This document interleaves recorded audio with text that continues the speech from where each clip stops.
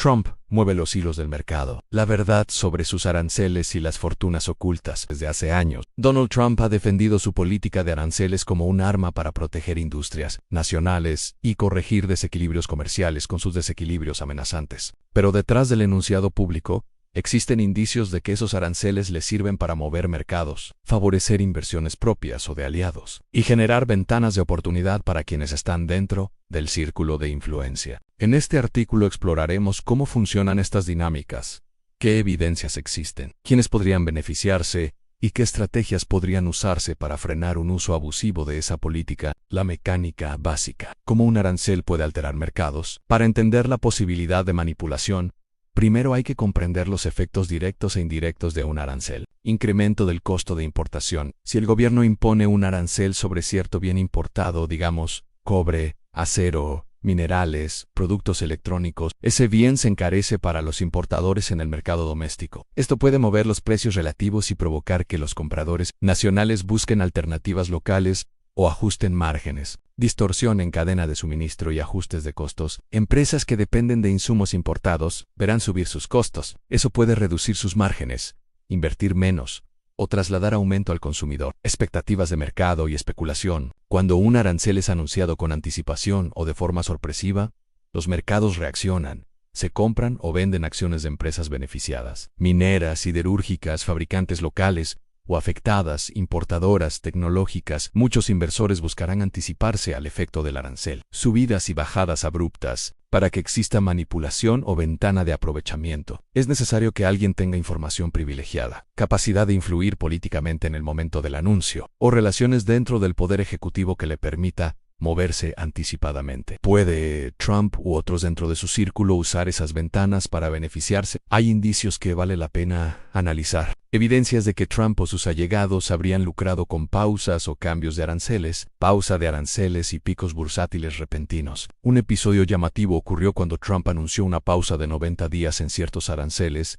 mientras simultáneamente elevaba tarifas específicas contra China. Esa pausa provocó una alza inmediata en los índices bursátiles. Ese tipo de movimientos disparan sospechas. ¿Alguien compró antes de que el anuncio fuera público? En ese caso, las ganancias son enormes. Y justamente, algunos han pedido que el Congreso investigue, acusando potenciales operaciones de insider trading. El salto de Trump Media. Otra señal es más directa. La empresa Trump Media poseía una participación importante por parte de Donald Trump. Al flexibilizarse los aranceles o generar optimismo del mercado, la acción de esa empresa subió de forma abrupta. Se estima que la subida representó unos $415 millones de ganancia para Trump solo en un día. Aquí hay un ejemplo claro. Cuando las políticas se alinean, quien tiene acciones propias puede beneficiarse directamente del vaivén del mercado. Inversiones en sectores estratégicos como minería, cobre, sectores críticos, sectores estratégicos como minería, metales, recursos naturales o tecnologías críticas, pueden recibir un impulso artificial o no, dependiendo de si el gobierno limita o no las importaciones. Si alguien posee participaciones en esas empresas, la ganancia puede ser directa. Además, hay informes de que Trump y cercanos a él están tomando participación o favoreciendo inversiones en compañías de minerales críticos que podrían beneficiarse de restricciones en importaciones, combinaciones de influencia política y acceso a información. Algunas figuras cercanas a Trump, como inversores, consejeros o magnates, han sido señaladas por actuar con ventaja frente a decisiones regulatorias. Un ejemplo es Carl Icahn, quien fue asesor de Trump y vendió acciones antes del anuncio de ciertos aranceles. Eso no implica automáticamente culpabilidad, pero refuerza la sospecha de que tener cercanía al poder puede otorgar una ventaja informativa o estratégica. Ganancias versus costes. ¿Quién gana a quién pierde realmente? Para darle más profundidad al análisis, conviene ver quién carga con el peso real de los aranceles, para entender mejor la asimetría del beneficio. Carga sobre los consumidores y empresas demandantes de insumos, aunque algunos arancelistas argumentan que son los exportadores quienes pagan. La evidencia empírica y económica muestra que en la mayoría de los casos los consumidores locales terminan absorbiendo gran parte del costo. Las empresas que utilizan insumos importados también se ven afectadas,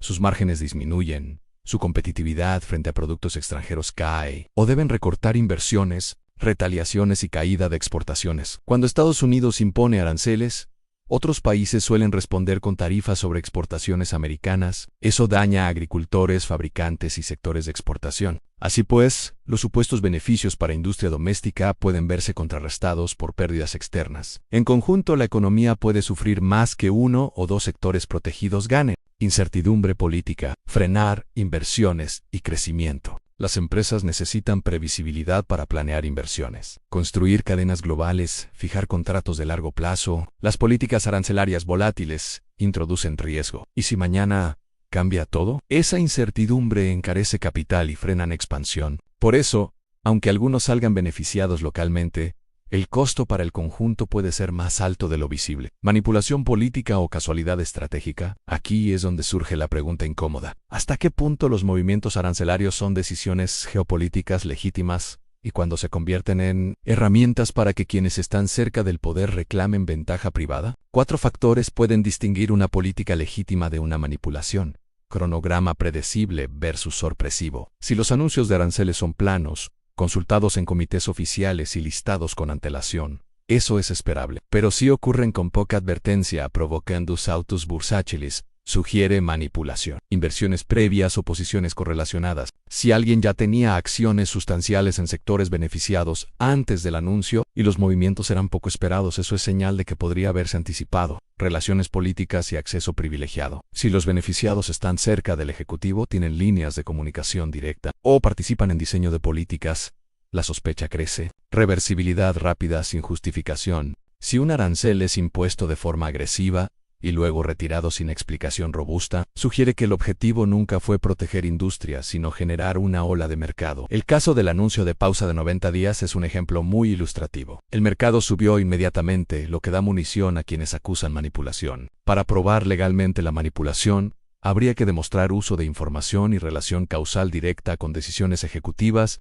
y ganancias privadas. Eso requiere investigaciones del Congreso, comisiones, audiencias públicas y seguimiento financiero. Estrategias para neutralizar este tipo de manipulación. Si asumimos que existe un riesgo real de que gobernantes usen aranceles como armas de mercado privado, ¿qué puede hacer la oposición, los reguladores y la sociedad para contrarrestarlo? Aquí algunas propuestas: transparencia total y regulación de conflictos de interés. El patrimonio del Donald Trump se multiplica en pocos meses. Su imperio familiar abarca desde el sector inmobiliario a las criptomonedas y genera numerosos conflictos de interés. Exigir que cualquier persona cercana al Ejecutivo declare todas sus inversiones en sectores susceptibles de aranceles. Prohibir que empleados del gobierno o sus familiares tengan inversiones activas en empresas que puedan beneficiarse con medidas comerciales anunciadas por ese gobierno. Revisiones periódicas independientes, auditorías abiertas, publicación de decisiones con justificaciones profundas, leyes contra el uso de información privilegiada,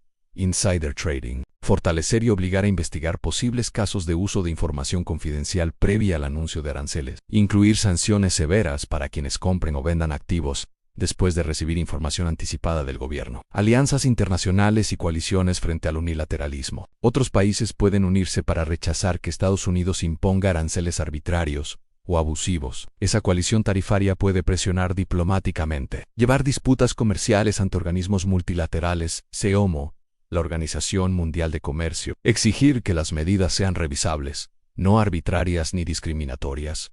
Legislación interna, control del poder ejecutivo. El Congreso puede establecer límites legales para los aranceles que el presidente puede imponer sin aprobación legislativa, crear comisiones antimonopolio y de ética que revisen las decisiones de comercio y sus efectos sociales, permitir demandas colectivas class action contra personas o empresas que se beneficien injustamente y perjudiquen a ciudadanos comunes, educación ciudadana y presión mediática, hacer visible el mecanismo como un arancel genera ganancia privada para unos pocos y coste para muchos, monitorizar los movimientos bursátiles después de anuncios oficiales y exigir que se investigue cuando ocurran saltos sospechosos. Apoyar periodismo de investigación que rastree vínculos entre decisiones de política y movimientos financieros de allegados. Si un líder puede afectar los mercados con una sola orden arancelaria, que impide que los ricos o sus amigos se beneficien sistemáticamente. ¿Qué tan independiente es la justicia o el Congreso para investigar a un presidente con tanto poder y respaldo? ¿Cuántos ciudadanos inocentes pagan el precio?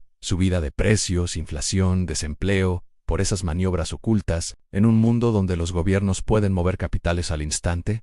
¿Cuál es el límite legítimo del poder ejecutivo en materia comercial. ¿Hasta qué punto las leyes actuales de comercio y regulación financiera están adecuadas para prevenir abusos en una era digital de alta velocidad? La imposición de aranceles no es un mero mecanismo técnico de política comercial, es una palanca de poder que puede servir tanto al interés público como al privado. Las evidencias sugieren que Donald Trump y su círculo podrían haberse beneficiado de movimientos abruptos en aranceles o de pausas estratégicas, aprovechando su acceso al poder y la reacción inmediata del mercado, para evitar que los ciudadanos comunes carguen con los costos a través de inflación, desempleo o incertidumbre. Es vital reforzar la transparencia, limitar los conflictos de interés y exigir que las decisiones de comercio estén sujetas a revisión y rendición de cuentas. Solo así podremos reducir el riesgo de que el comercio sea una herramienta discrecional de lucro personal y restituirlo como instrumento legítimo de política pública al servicio del bien común.